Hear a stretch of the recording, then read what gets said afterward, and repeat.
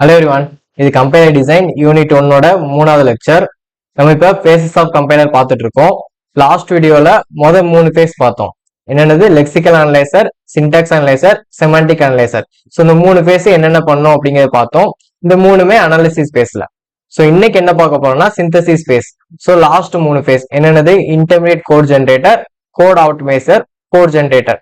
So இந்த 3 என்னென்னங்கிறத டீட்டெயிலாக பார்ப்போம். So, இப்போ 4வது phase, intermediate code generation. The intermediate code is a kind of code which is easy to generate and can be easily converted to target code. So, அதாவது நம்ம target codeக்கு ஈஸியா convert பண்ற முடியுற மாதிரி ஒரு intermediate code ஜென்ரேட் பண்ணி வச்சுக்கிறோம். It is generally expressed in 3 address code format.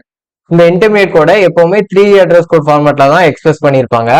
3 address codeனா வேற ஒன்றும் இல்லை, நம்மளோட இன்ஸ்ட்ரக்ஷன், நம்மளோட ஒரு லைன்ல 3 ஆப்பரண்ட், அதிகபட்சம் 3 ஆப்பரண்ட் தான் இருக்கணும். எக்ஸாம்பிளுக்கு a equal to b plus C. So இங்க பாருங்க 3 ஆப்பரண்ட் தான், a b c. ஸோ இப்படி அதிகபட்சம் 3 ஆப்பரண்ட் தான் இருக்கணும். ஸோ 3 கம்மியா இருந்துக்கலாம். இப்போ எக்ஸாம்பிளுக்கு a ஈக்குவல் டு b இப்படி இருந்துக்கலாம். அதிகபட்சம் 3 ஆப்பரண்ட் தான் இருக்கணும். இதோட சேர்த்து இப்போ ஸ்டார் டி அப்படின்னு போட்டீங்கன்னா இது தப்பு, 4வது ஆப்பரண்ட் வரக்கூடாது. ஸோ இப்படி அதிகபட்சம் 3 ஆப்பரண்ட் மட்டும் வச்சிருக்க பேர் தான் 3 அட்ரஸ் கோட். ஸோ நம்மளோட அந்த இன்புட் ஸ்ட்ரிங்க 3 அட்ரஸ் கோடா இருக்க மாதிரி இன்ஸ்ட்ரக்ஷன்ஸ் கிரியேட் பண்ணி வச்சுக்கிறோம். அது பேர் தான் இன்டர்மீடியட் கோட் ஜென்ரேஷன். ஸோ இந்த இன்டர்மீடியட் கோட் ஜென்ரேட் பண்ணது ரொம்ப ஈஸி தான். நம்மளோட இதுக்கு முந்தின பேஸ்ல வந்து அவுட்புட், அதாவது செமாண்டிக் அனலைசிஸ்ல நம்ம கிரியேட் பண்ண ட்ரீ எடுத்துக்கோங்க. ஸோ இந்த ட்ரீல ரைட் சைட்ல இருந்து நம்ம ஸ்டார்ட் பண்ண போறோம். ரைட் சைட்ல இருந்து லெஃப்ட் வரைக்கும் போகணும். இதான் ஃபர்ஸ்ட் தெரிஞ்சுக்கணும். சோ நம்ம முதல் ஸ்டெப்ல என்ன பண்ண போறோம்னா இந்த 10ங்கிற இன்டிஜரை ஃப்ளோட்டா கன்வெர்ட் பண்ண போறோம். இதான் நம்மளோட ஃபர்ஸ்ட் ஸ்டெப் இன்டர்மீடியட் கோட்ல. ஸோ t1 வேற ஒன்றும் இல்லை, இங்க ஒரு டெம்பரரியா ஒரு வேரியபிள் எடுத்துக்கிறோம். So t1 equal to into 2 float of 10. So 10ங்கிறத ஃப்ளோட்டா கன்வெர்ட் பண்றோம். இதான் ஃபர்ஸ்ட் ஸ்டெப். ஸோ செகண்ட் ஸ்டெப்ல என்ன பண்ண போறோம்? இது வந்து நமக்கு t1 வந்துருச்சு. ஸோ செகண்ட் ஸ்டெப்ல இந்த t1ஐயும் id3யவும் மல்டிப்ளை பண்ண போறோம். So t2 equal to id3 star t1. So 2 multiply பண்ணி t2ல ஸ்டோர் பண்றோம். ஸோ இந்த 2 மல்டிப்ளை ஆகி t2ல ஸ்டோர் ஆயிடுச்சு. ஸோ இப்போ 3வது ஸ்டெப்ல என்ன பண்ண போறோம்? இந்த t2வையும் id2வையும் ஆட் பண்ண போறோம். So t3 equal to id2 plus t2. id2வையும் t2வையும் ஆட் பண்ணி t3ல ஸ்டோர் பண்றோம். ஸோ id2வும் t2வும் ஆட் ஆகி t3ல ஸ்டோர் ஆயிடுச்சு. ஸோ இப்போ லாஸ்ட் ஸ்டெப் என்னது? t3யை வந்து id1ல அசைன் பண்றோம். So id1 equal to t3. So இப்படி இதான் இன்டர்மீடியட் கோட். ரொம்ப சிம்பிள் தான். ரைட் சைட்ல இருந்து ஸ்டார்ட் ஆகி அப்படியே லெஃப்ட் கொஞ்சம் கொஞ்சமா போறீங்க. ஸோ இப்படி ஒரு கோட் ஜென்ரேட் பண்றதா இன்டர்மீடியட் கோட் ஜென்ரேஷன். ஓகேவா? ஸோ இதான் நம்மளோட 4வது ஃபேஸ். ரொம்ப சிம்பிளான ஃபேஸ் தான். ஸோ அதுல 3 அட்ரஸ் கோட்னா என்னென்ன ஒரு 3 லைன் கொடுத்துருக்காங்க பாத்துக்கோங்க. It consist of instructions which has at most 3 operands. அதிகபட்சம் 3 ஆப்பரண்ட் தான் இருக்கணும். Each instruction has at most 1 operator in addition to the assignment. So இதுல வந்து அசைன்மெண்ட் ஆப்ரேட்டரை தவிர மீதி ஒரே ஒரு ஆப்ரேட்டர் தான் இருக்கும். அதிகபட்சம் ஒரு ஆப்ரேட்டர் தான் இருக்கும் இந்த ஒவ்வொரு இன்ஸ்ட்ரக்ஷன்லயும். இப்போ எக்ஸாம்பிளுக்கு a equal to b plus சின்னு பார்த்தோம். ஸோ இதுல அசைன்மெண்ட் ஆப்ரேட்டர் என்னது? ஈக்குவல் டு தான். ஸோ இந்த ஈக்குவல்டுங்கிற அசைன்மெண்ட் ஆப்ரேட்டர். இந்த அசைன்மெண்ட் ஆப்ரேட்டர் தவிர அதிகபட்சம் ஒரே ஒரு ஆப்ரேட்டர் மட்டும்தான் இருக்கும். இது செகண்ட் ரூல். ஓகேவா? Third, the compiler generate a temporary name to hold the value computed by each instruction. So ஒவ்வொரு இன்ஸ்ட்ரக்ஷன்ல உள்ள வேல்யூவை ஸ்டோர் பண்ணி வச்சுக்கிறதுக்கு ஒரு டெம்பரரி நேம் ஜென்ரேட் பண்ணி வச்சுக்கோம். எக்ஸாம்பிளுக்கு நீங்க பார்த்தோம்ல t1, t2, t3. ஸோ இது எல்லாமே இந்த ஃபேஸ்ல ஜென்ரேட் ஆகிற டெம்பரரி நேம்ஸ். ஸோ இதுதான் 3 அட்ரஸ் கோட். 4வது ஃபேஸ் பார்த்தாச்சு. நெக்ஸ்ட் 5வது ஃபேஸ், கோட் ஆப்டிமைசேஷன். ஸோ ஆப்டிமைசேஷனா வேற ஒன்றும் இல்லை, நம்ம இன்டர்மீடியட் கோட்ல எழுதணும் இல்லையா, அந்த கோடை கொஞ்சம் பெட்டரா ஆக்குறதுக்கு. பெட்டரா எப்படி எழுதலாம் அப்படிங்கிறத கோட் ஆப்டிமைசேஷன் ஃபேஸ்ல சொல்லியிருப்பாங்க. The code optimization phase attempts to improve the intermediate code. So நம்ம intermediate code improve பண்ண ட்ரை பண்றோம் இந்த பேஸ்ல. ஏன் அப்படின்னா it is necessary to have a faster executing code or less consumption of memory. So நம்ம இம்ப்ரூவ் பண்ணோம்னா ஒரு ஈஸி வேகமா எக்ஸிக்யூட் ஆகலாம், இல்ல மெமரி கம்மியா தேவைப்படலாம். ஸோ இதை மாதிரி நமக்கு நிறைய பெனிஃபிட்ஸ் கிடைக்கும். அதனால நம்ம இன்டர்மீடியட் கோட கொஞ்சம் இம்ப்ரூவ் பண்ண ட்ரை பண்றோம். அதான் கோட் ஆப்டிமைசேஷன் பேஸ்ல. ஸோ இது எப்படி பண்றோம் அப்படின்னு பாருங்க. ஸோ ஃபர்ஸ்ட் ஸ்டெப் என்ன இருக்கேன்? id3யும் 10ஐயும் மல்டிப்ளை பண்ணும். ஸோ இங்க என்ன பார்த்தோம்? ஃபர்ஸ்ட் இன்டர்மீடியட் கோட் பார்த்துக்கோங்க இதுக்கு. ஸோ இன்டர்மீடியட் கோட்ல ஃபர்ஸ்ட் 10 ஃப்ளோட்டா கன்வெர்ட் பண்ணணும்.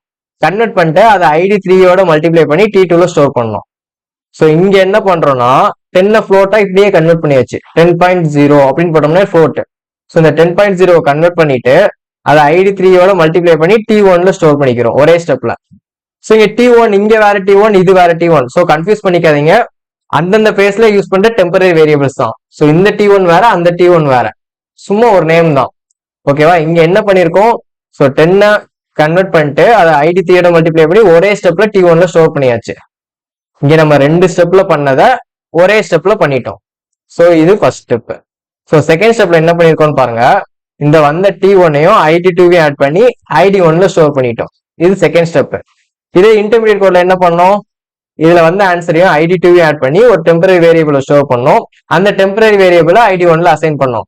இப்படி பண்றதுக்கு பதிலா இதை பண்ணிட்டு ஸ்ட்ரெயிட்டா ID1ல நம்ம அசைன் பண்ணியாச்சு. இது கோட் ஆப்டிமைசேஷன். ஸோ இந்த 2 கோடையும் சேர்த்து ஒரே லைனா எழுதியாச்சு. சரி பாருங்க, ஆட் பண்ணிட்டு அதை ஸ்ட்ரெயிட்டா ID1ல அசைன் பண்ணியாச்சு. இது கோட் ஆப்டிமைசேஷன். ஸோ இதை தெரிஞ்சுக்கிறதுக்கு இதை பொறுத்த வரைக்கும் நீங்க 2 தான் நினைவு வச்சுக்கணும். ஃபர்ஸ்ட் வந்து ஸோ இன்டர்மீடியட் கோட்ல ஃபர்ஸ்ட் ஒரு கன்வர்ஷன் நடந்துச்சுன்னா அதை ஒரே ஸ்டெப்ல பண்ணிக்கணும், அதுக்கு தனியாக ஒரு ஸ்டெப் எழுத தேவையில்லை. ஸோ கோட் ஆப்டிமைசேஷன் பொறுத்த வரைக்கும் ஸோ அதை ஒரே ஸ்டெப்ல முடிச்சாச்சு.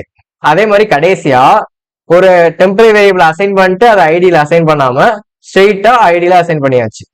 இதுதான் கோட் ஆப்டிமைசேஷன்ல.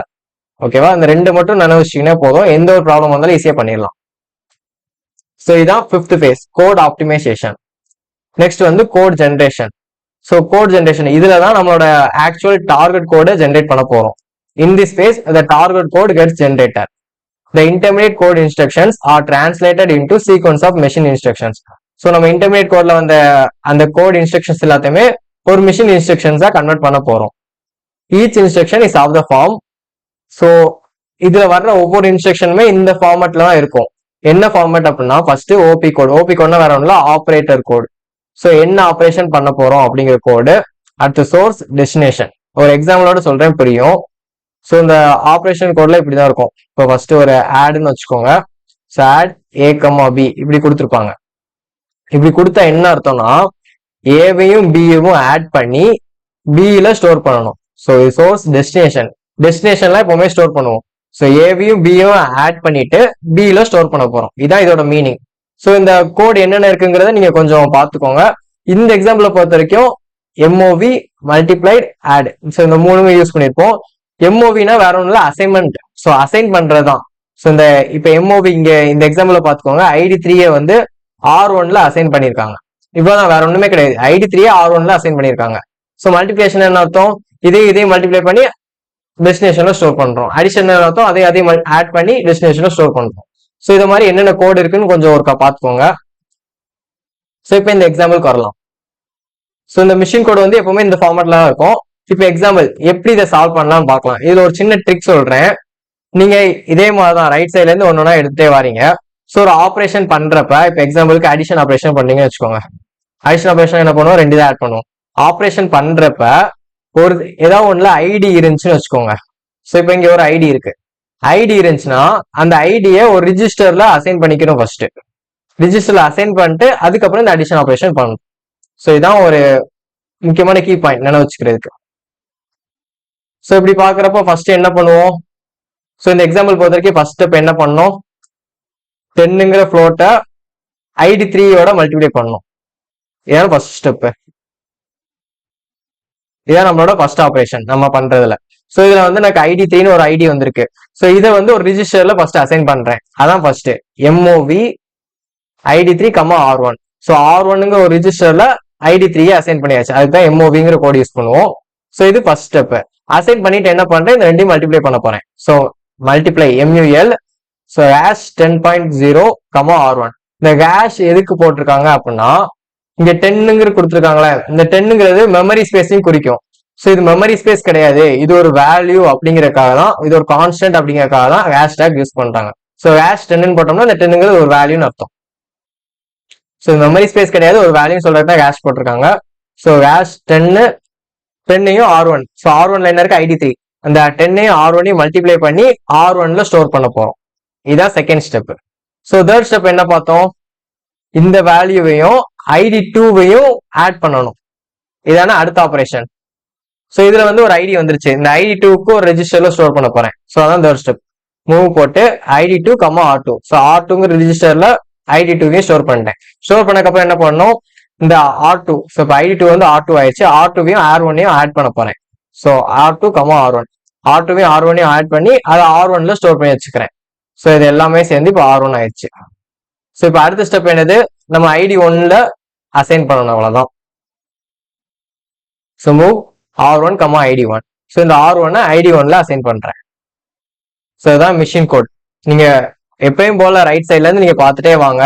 ஒவ்வொரு ஆப்ரேஷனா பார்க்கணும். இங்க ஒரு ஆப்ரேஷன் பார்க்கறப்ப ஒரு ஐடி யூஸ் பண்ணோம்னா அதுக்கு ஒரு ரிஜிஸ்டர் அசைன் பண்ணிட்டு அதை வச்சு அந்த ஆப்ரேஷன் பண்ணிட்டே வரீங்க. ஸோ கடைசியா நம்ம தேவையான ஐடியில அசைன் பண்ணிடுறோம். இவ்வளவுதான் கோட் ஜென்ரேஷன்ங்கிறது. ஸோ இப்படிதான் நமக்கு ஒரு மிஷின் கோட் ஜென்ரேட் ஆகுது. ஓகேவா? ஸோ இதான் பேசஸ் ஆஃப் கம்பைலர் பொறுத்த வரைக்கும் 6 பேஸ். First lexical analyser. அதுல என்ன பண்ணோம், நம்ம கொடுக்குற ப்ரோக்ராம ஒவ்வொரு கேரக்டரா ரீட் பண்ணி டோக்கனா ஜென்ரேட் பண்ணி வச்சோம். அது first phase. Next syntax analyser. So அந்த டோக்கன்ஸ் எல்லாத்தையுமே ஒரு சின்டாக்ஸ் ட்ரீயா ஃபார்ம் பண்ணி அதுல சின்டாக்ஸ் எரர் இருக்கா இல்லையான்னு செக் பண்ணும். அது syntax analyser. Next semantic analyser.